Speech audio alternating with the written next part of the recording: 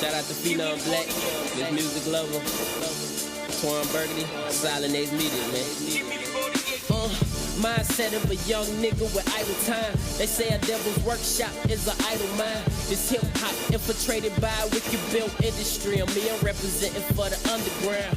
Independence, Fifth Amendment, freedom of speech, the revolution is pending. But it's cool cause you see we on a mission. Television off, this a viral petition. Man, and I hope you pay attention. The WM48, we keep it real.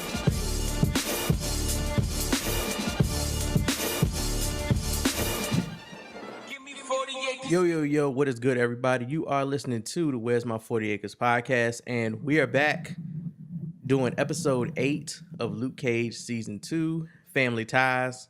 Oh no, my bad. The name of this episode is If It Ain't Rough, It Ain't Right. And it was directed by Nina Barnett.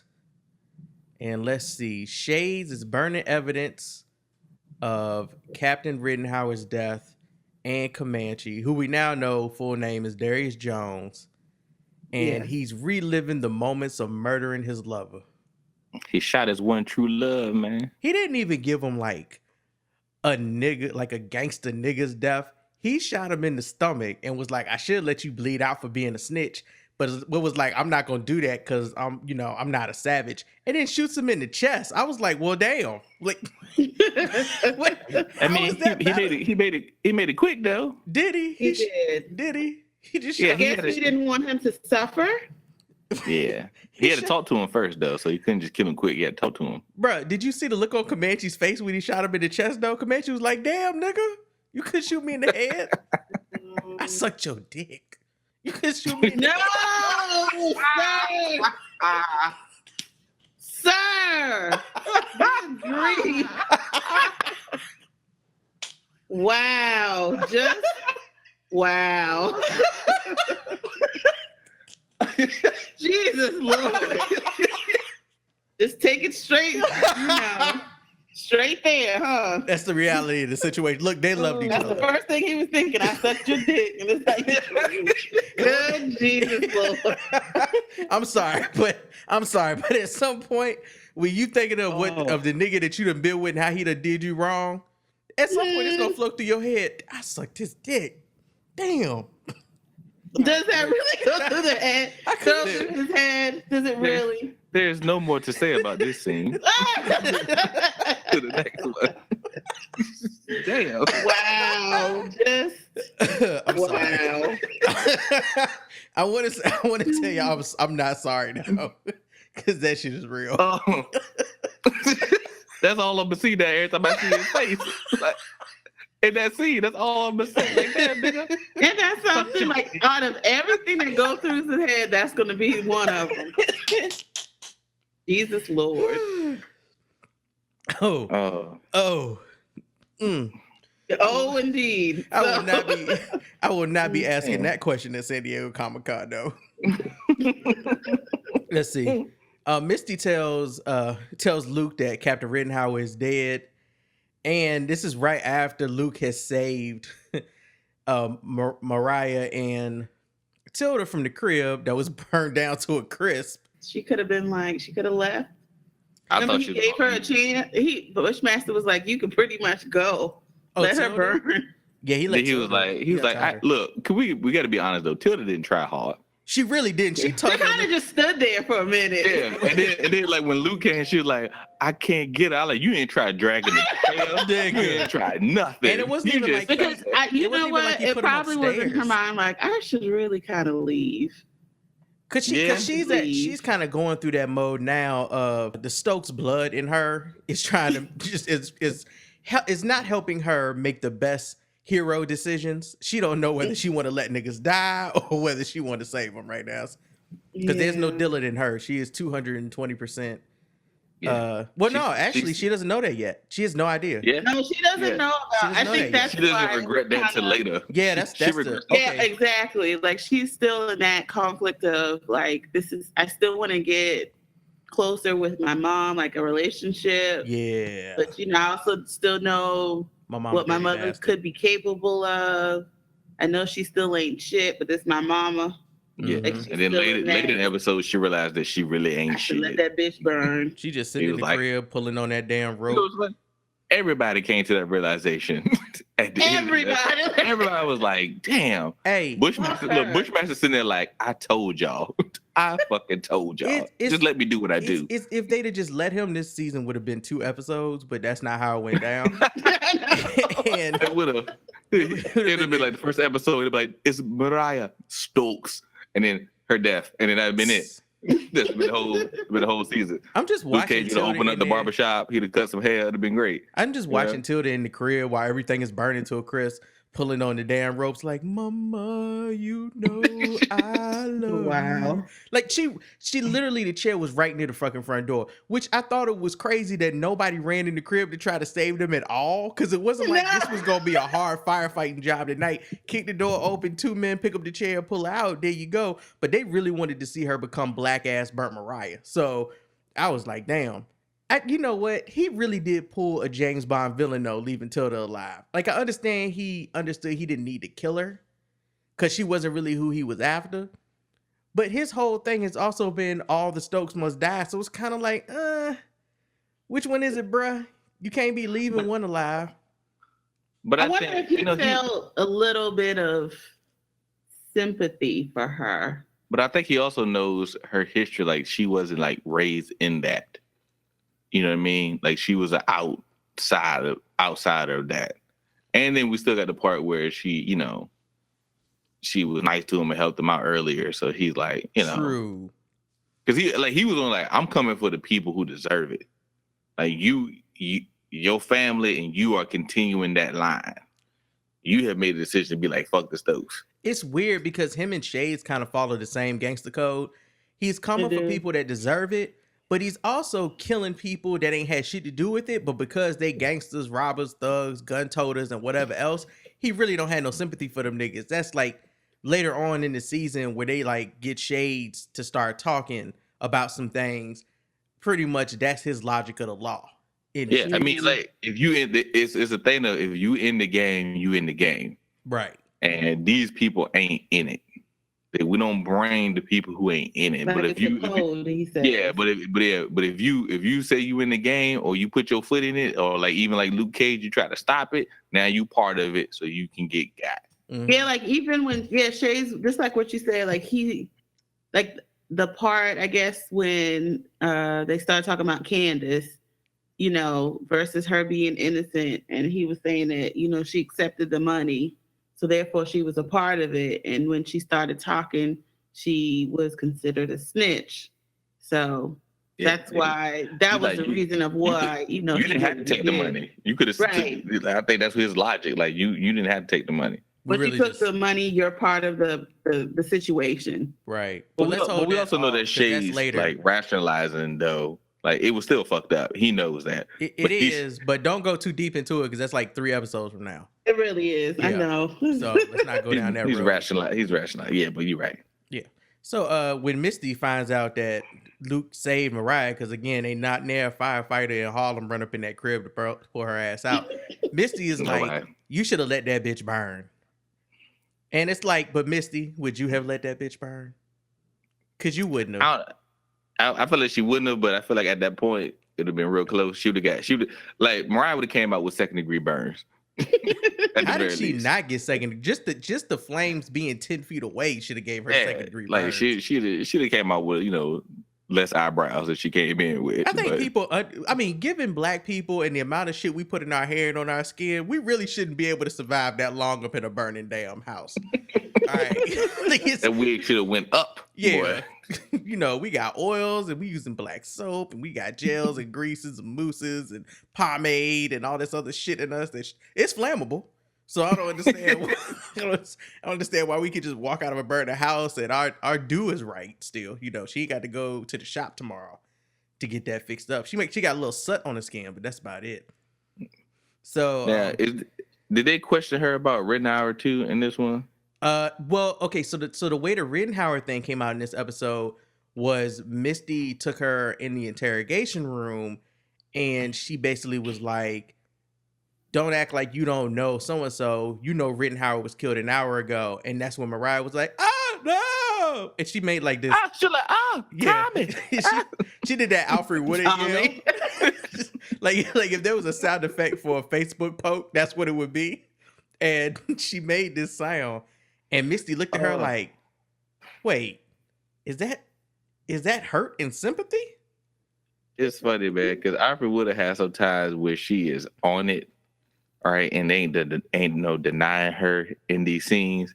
This year time, I'm sorry, I got no emotion from that. Oh, I laugh. Tommy! I'm sorry, Tommy, my baby. I was like, what? Every time, every time I watch Alfred Woodard act, all I think of is Holiday Heart. I just can't help it. I can't help. Like, and I think she's a phenomenal actress. But I swear, when she does yells like that, I hear her yelling at Holiday.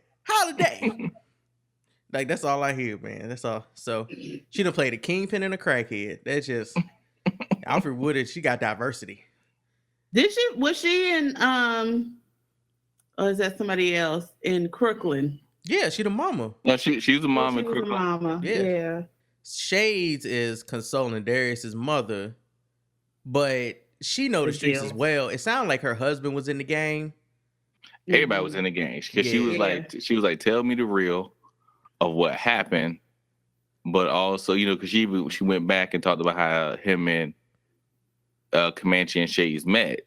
Like, you know, basically he was getting teased, and you know that dude stuck up for him. Couldn't speak no Spanish. They was whooping his ass up and down the block. And she was like, you know, tell me what really happened. Mm-hmm. It Shades also like, makes you see how far back they go. Like, it's not even just you know they met during jail. Which makes you think if Comanche had said something to Shades earlier, I think Shades would have just moved. Like, if he had came to, I think Shades would have just told him to go. It's you know, the way but Comanche once it got that deep and him telling that much, it was like, I got to do something. Well, there's the line that he fed Comanche at the end. He was like, "I let my love for you blind me. What does that say about me?" And then he shot him. You know, it's like, your deceit actually got me questioning my strength in the game now. Should I even be here? Am I a person that should be running anything at this point if I got a weakness? Like, you're legit my weakness. So that was another reason he really he felt like he had to kill him too. And even when he was talking to Darius's mother in this scene, he's telling her he wasn't really lying. The only thing he lied about was the fact that he killed him. Everything else about him being a snitch and shit, that was true. And she would not believe it. She was like, don't nobody in this family snitch. His father won't no snitch. His father was a soldier. She refused to call that nigga Comanche too, which I find these things very confusing. That was confusing because you were all over. He was all in the game, but you ain't gonna call him Comanche. His name is Darius. I'm like, but wait, but that's your baby though. That's your baby. But in the streets, it's Comanche. So you got to respect his gangster if you respect his daddy gangster. You know, you raised a thug, right? And she knew that. Which another scene happens later on where I was kind of like, okay, I don't understand her morals at all, but whatever. Okay, so DJ, I asked you a question earlier when we did the full review about 90s wig, and this is where I was just over the wig, and I had to ask, has Nandi been wearing a wig this whole damn season? Because during that convo with MK, her line kept switching directions. Like, I didn't know who she was looking at. No, that is a horrible wig she has on. Okay. Horrible. Man, I'm gonna have to go back and pay it. I won't pay it that much. I mean, even the line, like the natural hairline looks squarish. Like, I'm gonna have to go back and it's a horrible wig. Like, everybody else hair, even Mariah's hair in here looks 3 million times better than what they put on that girl's head. Yeah, it was bad. So I think MK and Nandi are talking about her having to go in and question Mariah. And she goes in to question Mariah, and we already talked about this, is where she reveals Ren Howard died. At the same time, MK is taking shots at Mariah when she says, why didn't they, talking about they referring to Bushmaster, why didn't they bash your head in with a nightstand, referring to how she killed Cottonmouth? Or right now they assume how she killed Cottonmouth or whoever killed Cottonmouth. And then the reveal of Rittenhauer, she has a little breakdown. And they exchange some other words, but before they leave, Mariah calls her a fawn. And I love when you got somebody who swear they know everything, and then you say some old basic ass National Geographic shit to them. You call them a fawn, and she's like, "What's a fawn?"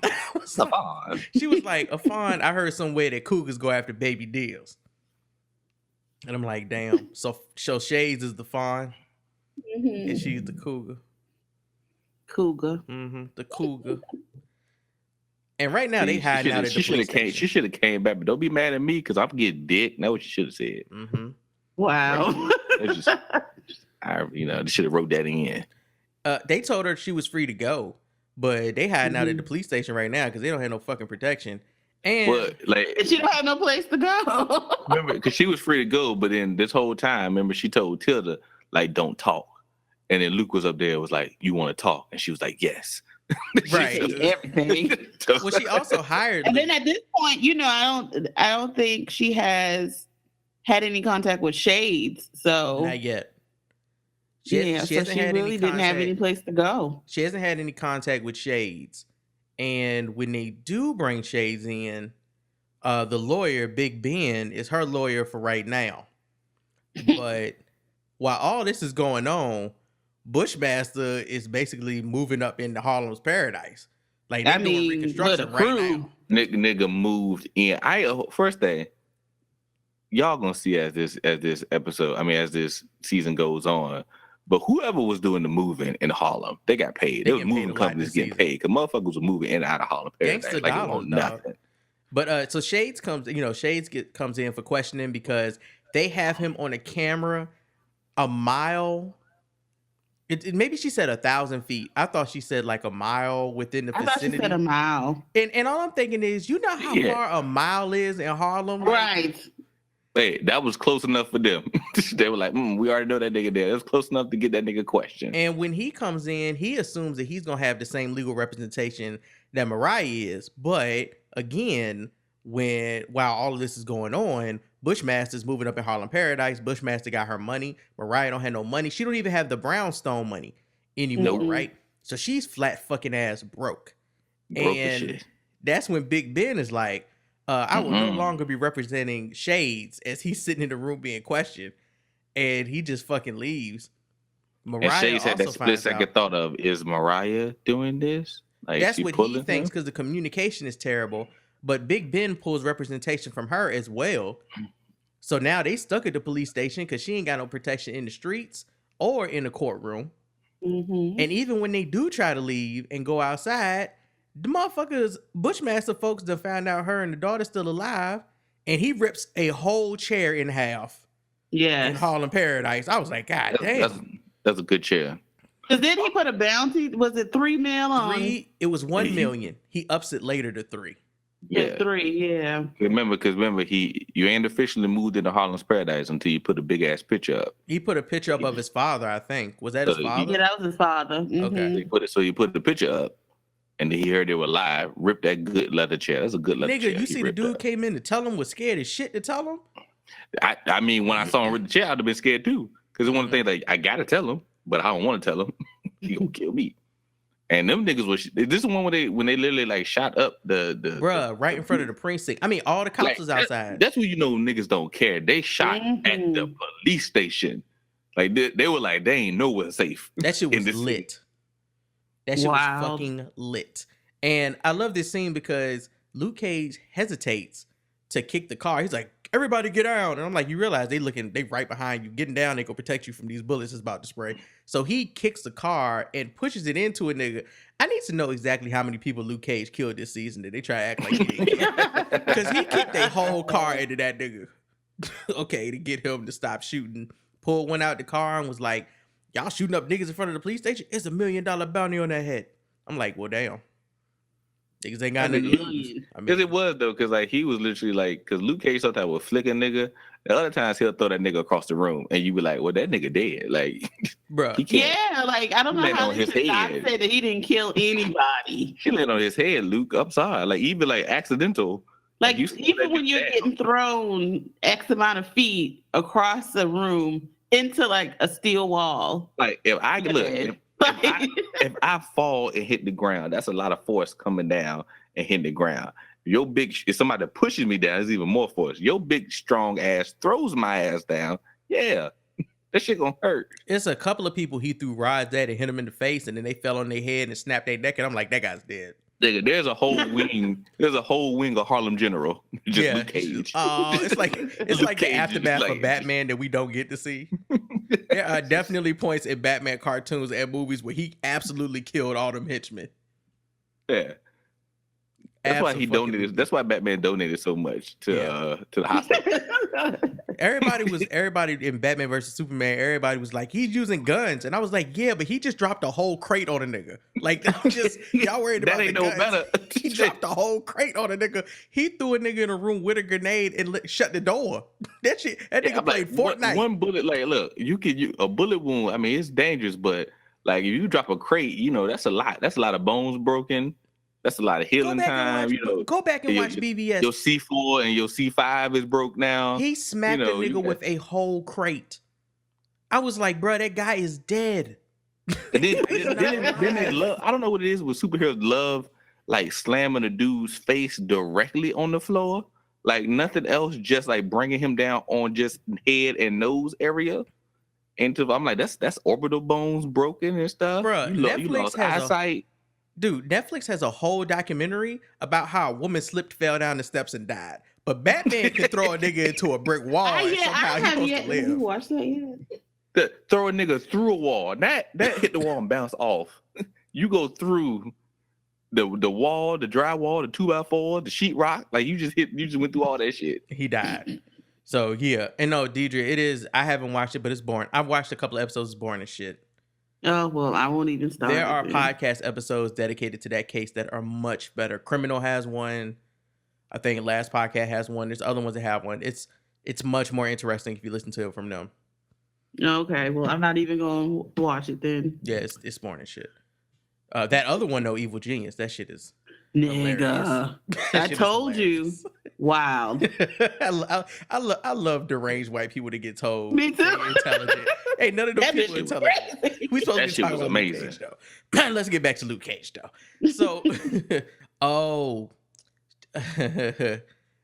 God. Let's see. Somebody said I think Mariah said, that's right. Mariah was having a conversation with Luke Cage. She was referring to, she knew that him and Tilda was having a side conversation, and Tilda was probably running her mouth. She said to Tilda, "You don't mess with the help." And Luke Cage said back to her, "Didn't stop you with shades." Ooh. No. Facts. And then she cut the eye to him too. In a court of law. Facts.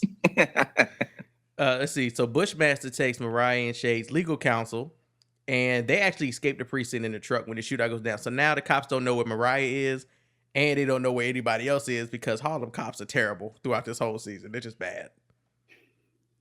The bounty on Mariah we talked about.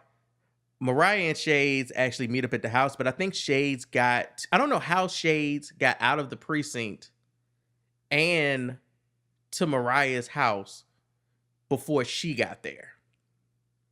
Yeah, it never really was.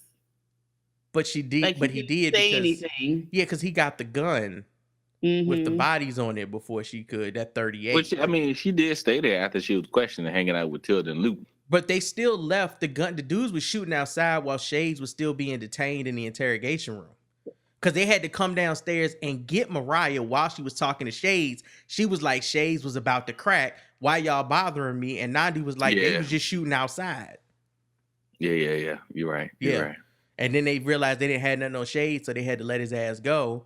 But Mariah and them had already sped off during the gunshot. So we got to reach in the matrix here. I don't understand how Shades got to the brownstone or the burnt stone. We're going to call it the burnt stone now. I don't know how he got to the burnt stone quicker than Mariah did, but he did. And they have one of those intimate, we probably don't need to be together no more, but we still together, oh my girl. gosh, they're so dramatic. They are. And this is another episode with foreshadowing because she checks him for a wire, talking about something, hello. And I was like, oh, okay. I see the foreshadowing here. They have their little passionate where he basically has to like hype her up. and tell her that she's more gangster than she realizes. And the moment that she killed Cottonmouth, he realized that her vagina was the queen vagina of Harlem and that she needs to start acting like it.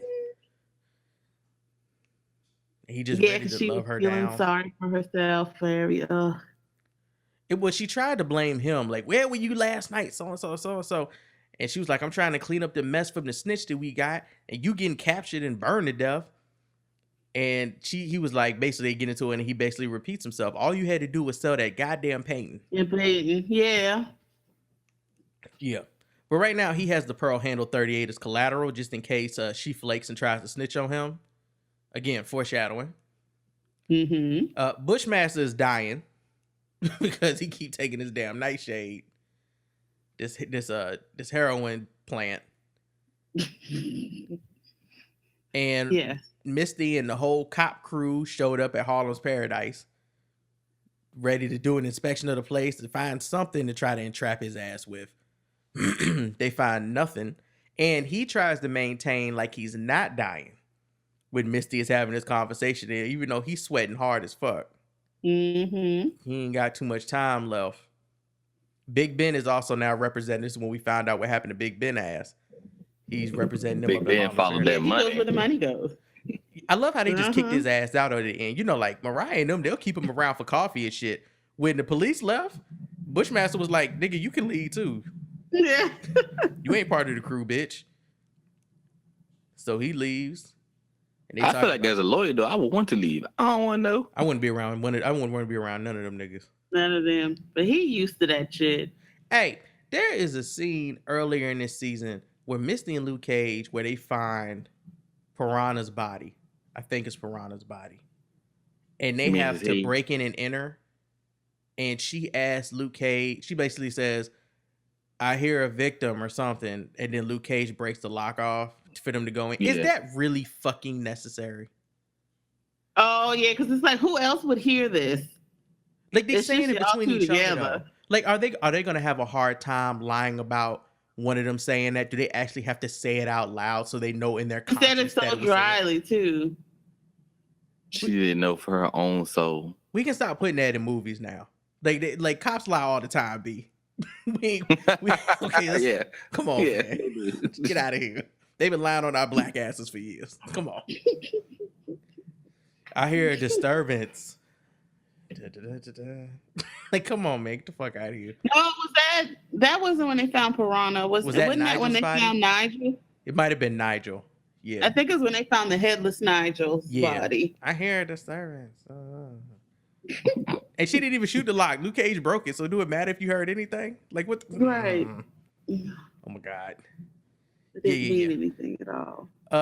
This is Stephen Marley is playing this whole episode, right? While Bushmaster and them is moving in. Yep. Yeah, because he was the first. Yeah, because Tilda heard him the first time when she came in. Mm-hmm. But yeah, he was like the main person for this. That's right. Bushmaster already knew. He had a nigga come in and rehearse him before he even moved in. And I looked up Stephen Marley. That's an older album. No, that's an old song. I recognize that. That's an old song. The album he sang it off of is old too. I think it was like in 2008. That's not just an old album. That's actually the acoustic version of that song. There's a actual pop, like a more upbeat version that came on the album. You have to go specifically look for the acoustic version. No, he has an acoustic album. Oh, for that joint? Okay, I might have to check that out. And I think that came out in like 07, 08, because I looked it up. That shit was beautiful though, man. It was. Yeah, it's called Mind Control. Yes, and it came out in 2007. Boom. So, yeah, let's see. They started to give a little back history. Tilda talks to Luke about some things, and she was sent.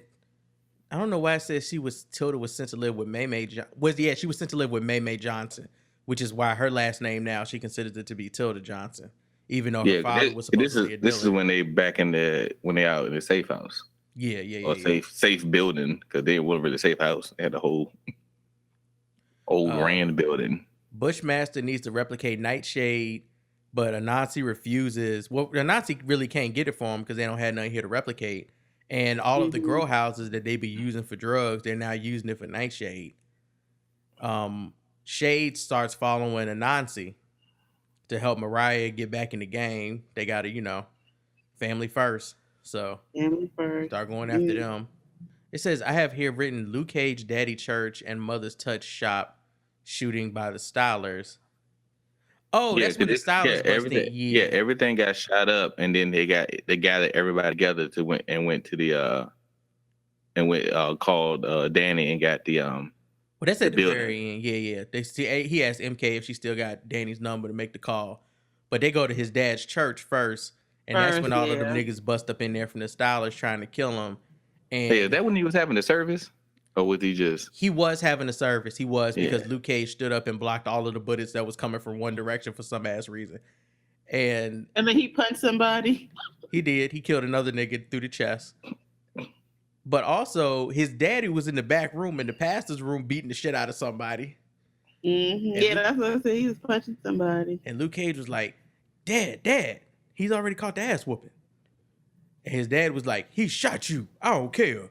He can't be shooting my baby. I was like, okay. They made up now. So everything's cool now. In the Lucas family, they all made up.